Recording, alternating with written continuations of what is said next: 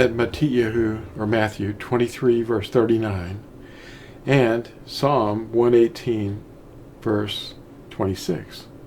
We see this message. Baruch haba b'shem Yahuwah. Blessed is he who comes in the name of Yahuwah. Hello, this is Lew again. I was watching a show on YouTube, and this teacher, a Christian teacher, he's a wonderful man. His intentions are really, really good. And he goes around with a microphone and he interviews people, and he tries to wake them up, And that's kind of what we all should be doing. However, some of the doctrines that he was expounding were not true, such as the Sabbath. He was attacking the Seventh-day Adventists at one point. We don't attack people. We just try to release the truth, and the truth will set you free from men's teachings. That's what the Unleavened Bread 7-day festival is about, to release the leaven that was added by men that distorts the truth. And I'm going to make this very short, but one of the things that he was saying was that the Sabbath was a sign given only between Yahuwah and his people.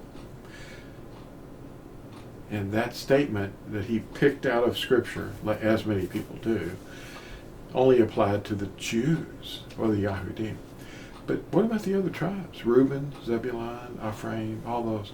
Well, they're dispersed into the nations, and they're out there. Reuben, hey, where are you? Dan, hey, you left some waymarks. London, Danube River, Scandinavia, all these waymarks. And what about the folks in the Pacific Ocean? And the people in Australia, and New Zealand? And we have a text in 1 Timothy chapter 1, and it's right around, well, I'm going to read around it a little bit because you have to get the context. Now, Paul is speaking to his student Timothy, and he says, beginning in verse 3 of 1 Timothy chapter 1, "As I appealed to you when I went into Macedonia, to remain in Ephesus, in order to command some not to teach differently, nor pay attention to fables and endless genealogies, which cause disputes, rather than an administration of Yahuwah, which is in belief. Now the goal of this command is love, from a clean heart, from a good conscience, and a sincere belief, which some, having missed the goal, turned aside to senseless talk, wishing to be teachers of Torah, understanding neither what they say nor concerning what they strongly affirm." And that's the case today too. There's a lot of teachers that are out there, and this video is just to get a lot of eyeballs. I named it 613 Laws. Did Yahusha observe 613 laws? In the renewed, well, let's call it the Natsarim writings. It's not Scripture is not broken. There's no old, there's no new writings. They're all one. In the Natsarim writings, the followers of Yahusha that took down his words and his teachings and tried to warn us, especially here in the last days, what to learn, what to walk in. They were affirming the Ten Commandments. And, of course, what was food? Paul dealt with a little of that too. Food that was offered to idols, well, idols are nothing. They're not there. And if somebody can say some words over a piece of meat, and the meat doesn't change. All we can do is thank Yahuwah for giving us food. Is it food? What laws do we obey? Well, if you're eating food, you're fine. If it's not food, don't eat it. If you look down and see a squid or some kind of shrimp or an octopus, and somebody says, "Hey, this is a pig," that's not food. It was never set apart by the Word, and we don't eat it. It's not food. But what was given as food, we do eat. We don't have to just eat animals. We can eat a little animal, but we want to make sure that we don't make them suffer or eat blood or anything like that. But as far as the covenant, it doesn't ever change. It's an eternal covenant. It was inside the ark, written on stone tablets, and there was a law that was outside the ark, that was hung beside the ark, and it was written on a scroll. And that was the animal blood process that was given to the old priesthood, the Levitical priesthood of Aharon, and they had to follow that. It was written on a scroll, and they had to say, okay, we've got these things to do. Well, that embodied a lot of rules and an orderly way of atoning for sin temporarily. Now that's gone now. That's obsolete. Don't start that up again. You'll find that this was placed beside the ark. It was called the law, the Torah, the instructions actually. And it was placed beside the ark in Deuteronomy 31, verse 26. Now that same idea is addressed in Hebrews chapter 8, verse 13. The old priesthood is no longer operating, and we don't pay any attention to that because we believe in Yahusha's atonement. Now that's what became confused as the Old and the New Testament. That's nonsense. There is no Old and New Testament. There's an old covenant which was written on the scroll for animal blood, and Yahusha said, "Do this in remembrance of me." He said, "This is the cup of my blood." Not animal blood, my blood, that you are to remember in its time every year. You only do it once a year. You don't do this every week on Sunday morning when the pagans worshipped under a steeple. Well, that's sort of an aside to the 613. Where do they get the number 613? Well, that comes from the Talmud. Now here's how you can test things. If you were to go back in a time machine and stand in front of the Sanhedrin and say, "Hey, where's the Talmud?" Well, it didn't exist. It wasn't going to pop up until Akiba in the 2nd century, when things started to become recorded, and there was a Mishnah and a Gemara added, and Yahusha, what did he say? Don't add and don't take away. Well, a lot was added. And these decisions and questions and answers written by various councils over a 1200-year period is called the Talmud. Well, the Sanhedrin back in the day of Yahusha, they wouldn't know anything about any Talmud. And if they said, if you walked up and said, "How many laws are there?" There's 613. No, they wouldn't know that, because that was never actually accumulated or counted until after the Talmud had been written over a 1200-year period, and somebody sat down and counted the laws. If you read the Natsarim writings and you detail everything that happened to be written about in what we would call the Tanakh, the Torah, there's 1,089 laws. Well, did Yahusha himself, when he walked the earth, did he keep or guard or obey 613?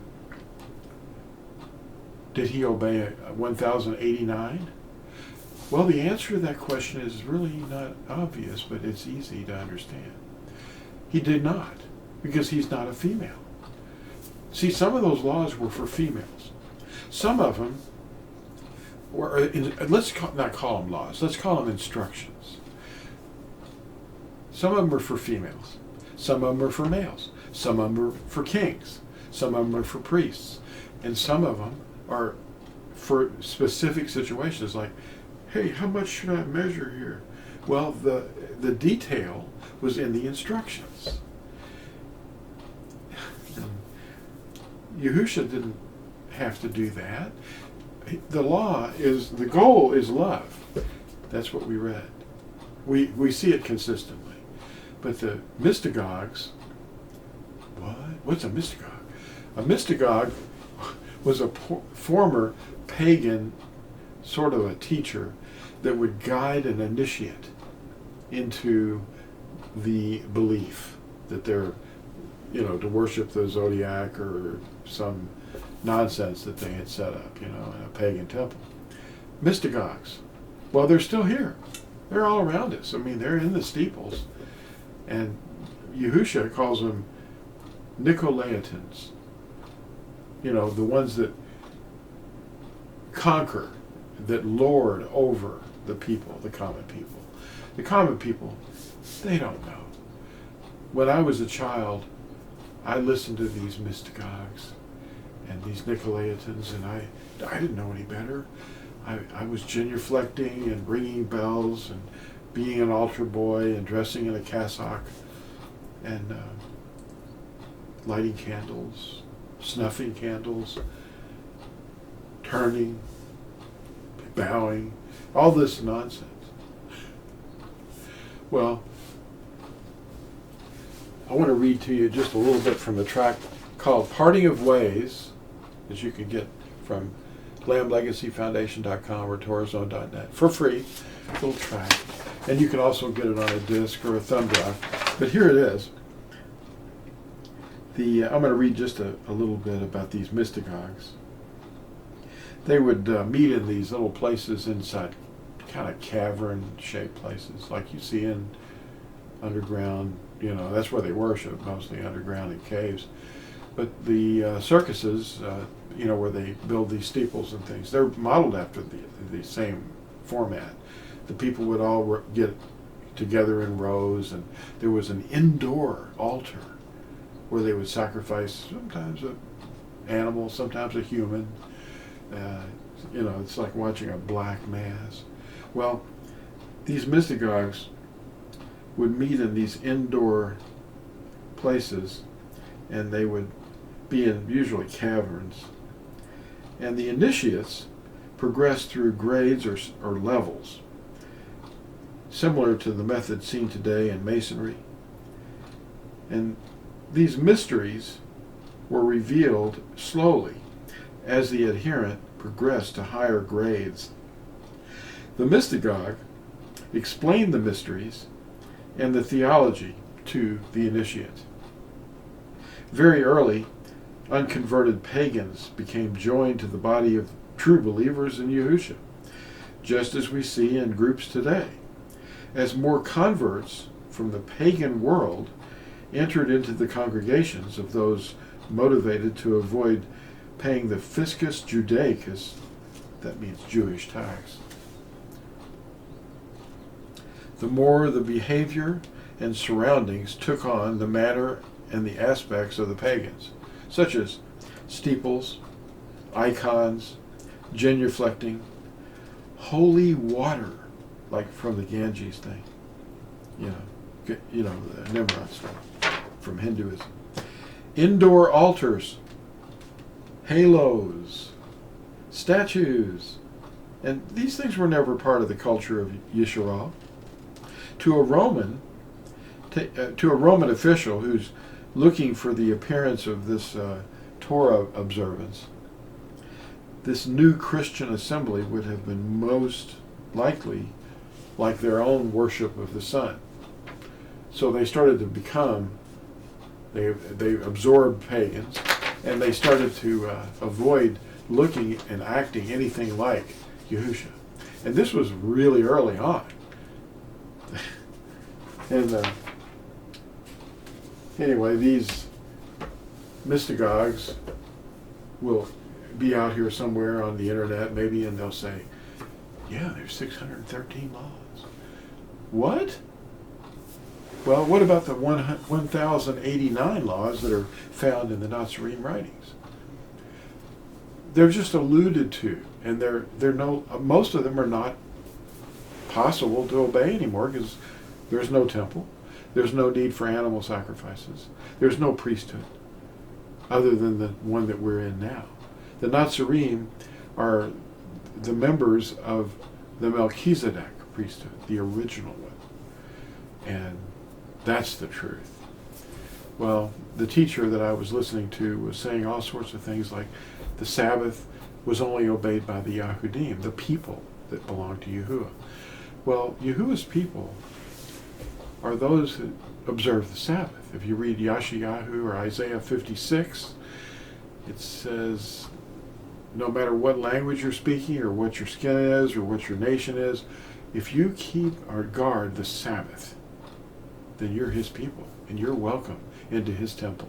And he also made a law, this is an eternal law too, that you can't add or take away, and you're to treat the native born and the foreigner who enjoins himself to Yahuwah, not as a foreigner, but you treat him exactly the same as a native born. You want to violate that law? I mean, it's a law. It's an instruction that we're to live by. And if you abide in his word, then you're truly his disciple. And the truth will set you free if you abide in his word. Thanks for watching, and we'll see you in the next video.